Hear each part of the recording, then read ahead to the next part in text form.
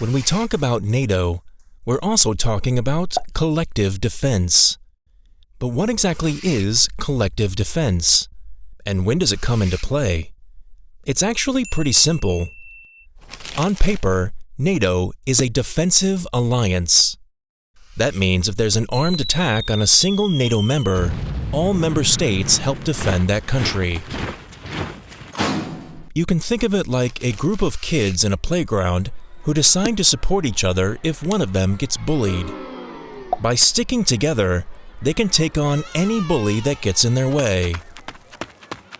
Of course, an alliance on an international level is not quite as simple as kids in a playground.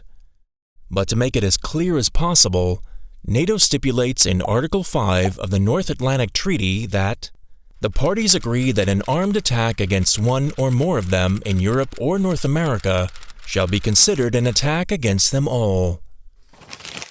Whether or not there's an armed attack is decided by the North Atlantic Council in Brussels. That's NATO's principal decision-making body, which consists of representatives from all member states. If such a collective defense is triggered, all NATO members pledge to support the attacked country. They can provide funds and resources, as well as soldiers and weapons. The North Atlantic Treaty, and thus collective defense, was developed during the Cold War to deter the Soviet Union from expanding further into Western and Central Europe, although it never actually came to that. The first and to date only time that collective defense was invoked was in response to the 9/11 terrorist attacks.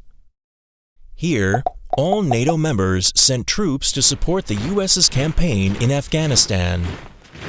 Whether this long international conflict was justified and invoking collective defense was the right decision is highly disputed. So even though we can compare collective defense to a group of kids in a playground, war is a lot more serious, as it puts the lives of innocent people at risk.